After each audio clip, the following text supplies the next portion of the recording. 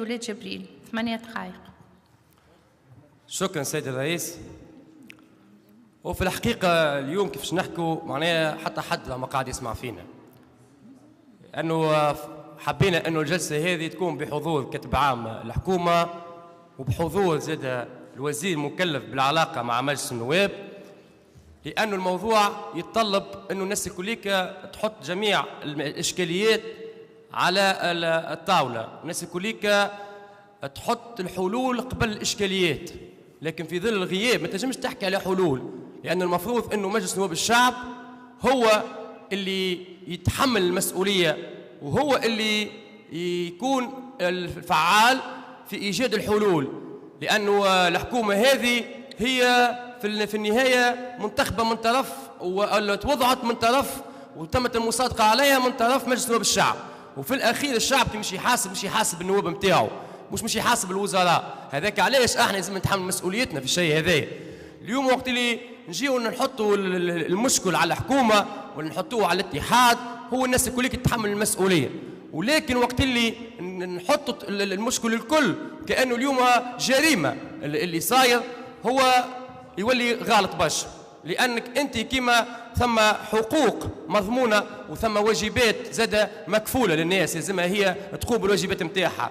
اليوم اللي نشوفوا فيه اللي أدى للشيء هذايا هو غياب استراتيجية واضحة، هو غياب استراتيجية واضحة من قبل الحكومة، والشيء هذايا مسؤول عليه الأحزاب السياسية، لأن هي بيدها الحكومة تخدم في معزل عن الأحزاب السياسية، ونتحدى أنه يكون ثم برنامج مسطر من قبل الأحزاب اللي تشكل الحكومة ولا حتى اللي شكلت في السابق، أن عملت برنامج واضح وأنه ثم نقاش عميق في الوضعية الاجتماعية أو في الوضعية الاقتصادية أو حتى الآن الإشكالية أصبحت إشكالية سياسية بامتياز.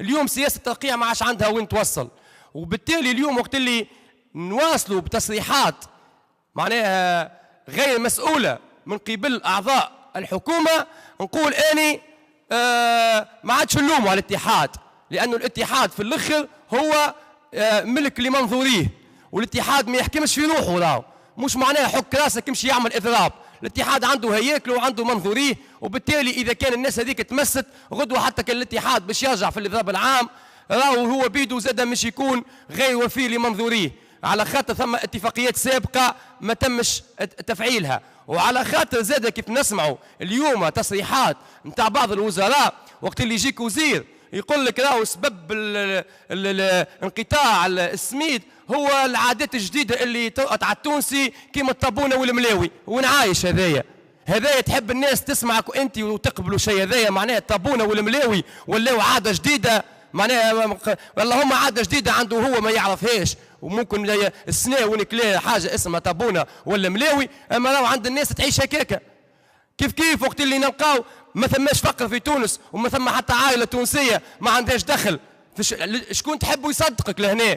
احنا نعرفوا اللي الفقر عمال يزيد في تونس، ونعرفوا اللي ثم عائلات تعيش من المنح نتاع العائلات المعوزة، ونعرفوا اللي ثم عائلات ما تتمتعش بحتى تغطية اجتماعية، ونعرفوا اللي ثم عائلات ما عندها حتى دخل. هذوما زاد وقت اللي انت تحكي بالشكل هذايا معناه تحكي انت في دولة أخرى، ما على الأقل نكونوا مربوطين بالواقع نتاعنا، راهو احنا مستعدين باش نلقاو الحلول مع بعضنا، لكن يلزمنا نقولوا الحقيقة كما هي، ننقلوا الواقع الساعة كما هو، وبعد تالي نبداو نحكيو في الحلول. أما إذا كانك أنت ما شخصتش الواقع الصحيح، وإذا كان أنت تعطي في أرقام غالطة، اليوم راهو طموح كل وزارة من الوزارات الموجودة هي الرجوع إلى المربع الأول، ألا وهو سنة 2010. الناس الكل تحلم باش ترجع للمعدلات نتاع سنة 2010، لماذا الواعي عملوا ثورة والواش فهمتني ولا في بالي المعدلات هذيك والظروف هذيك الشعب التونسي ثار باش يحسنها، مش باش اليوم بعد انت 8 سنوات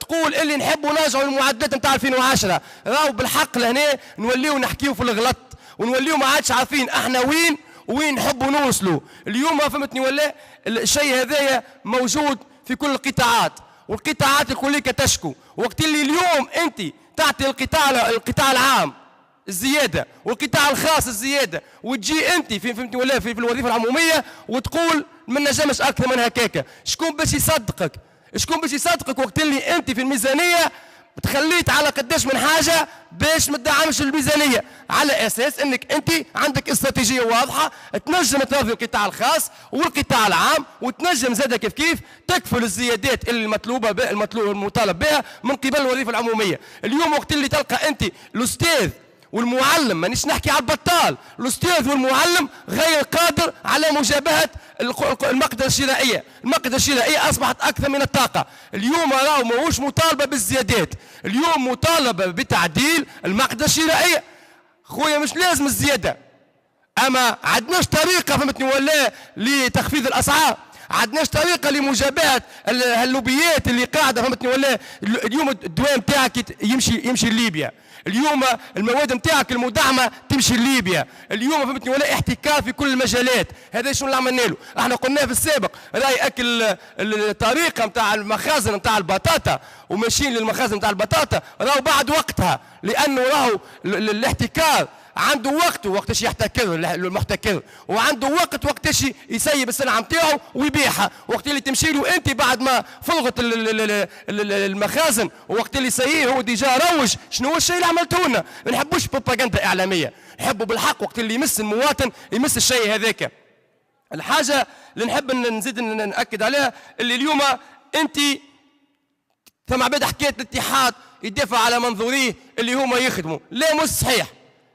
وهنا نحبوا نصلحوا الاليات الهشه كلها دافع عليها الاتحاد العام التونسي للشغل، الاليه 20 يدافع عليها الاتحاد العام التونسي للشغل، الحظايا يدافع عليها الاتحاد العام التونسي للشغل، الاليه 16 سوالها وضعيتها الاتحاد العام التونسي للشغل. بالتالي راهو كل الاليات تحت لواء الاتحاد، وبالتالي اذا كان باش نحكيو كان موظفين ماهوش صحيح. لكن زاد الاتحاد مش باش يكون زاد يلزموا يكون اداه طيعه سينو نولوا نشيطنوه. وقت اللي الاتحاد ساهم في حوايج يولي باهي، وقت اللي الاتحاد يحب يكون في صف منظوريه يولي خايب. المفروض احنا نصلحوا احنا، والمفروض احنا كسياسيين وبكلنا فاشلين بدون استثناء، لان الكلنا مساهمين في تردي الوضع هذا، سواء كان بالخطاب نتاعنا، سواء كان فهمتني ولا بالبعد عن الواقع وعدم ملامسه الواقع بشكل صحيح، وكيف بميزانيات وقروض لا تمت للواقع بصله. وعديد القروض اللي تعدات لو كان بالحق مشات في الاتجاه الصحيح راهي فهمتني ولا